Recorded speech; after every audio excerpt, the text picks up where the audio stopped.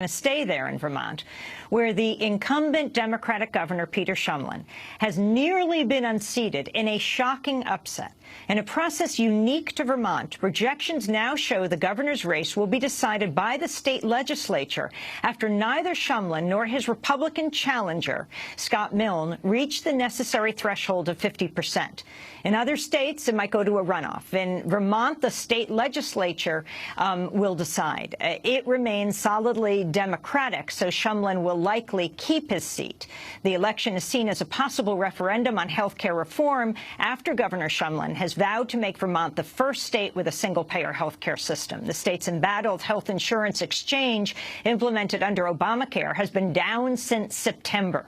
For more, we're going to Peter Sterling, Executive Director of Vermont Leads, an organization that advocates for single-payer health care in Vermont. He's in the state's capital, Montpelier. Welcome, Peter Sterling, to Democracy Now! We only have a minute before we go to Colorado. Some other stunning results there.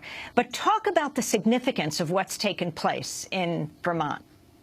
Well, coming into this year, the governor seemed to have the wind at his back. Vermonters and polling really showed we wanted to move towards single-payer health care, and this election result does seem to take some of the wind away from Governor Shumlin and his plans, the centerpiece of his administration. So talk about, there's two things that have gone on here. Vermont could be the first single-payer state, but you, unlike a number of states, have had a complete crisis with the Obamacare exchange, with the Vermont health care exchange.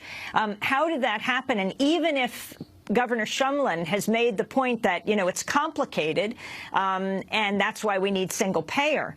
That's a very fine distinction. People see that the government can't run health care in Vermont, and will he be able to carry out this mandate if indeed the legislature chooses him? It's a good point. And when we're a small state, you're largely going to see the same people who have been leading on the exchange lead on the movement to single-payer healthcare and to implementing it.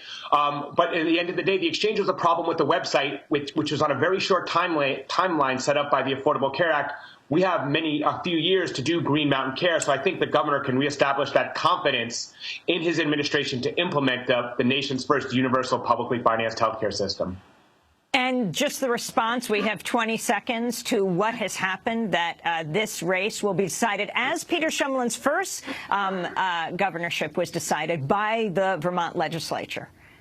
It's certainly shocking to everyone here in the state that it was this close, but I would say that most voters did not go to the polls on a referendum on universal health care. They went there on property taxes and other local issues. So I'm not sure that the governor's results was a referendum on the popularity of universal health care. Peter Sterling, thanks for being with us, Executive Director of Vermont Leads, the organization that advocates for single-payer health care in Vermont.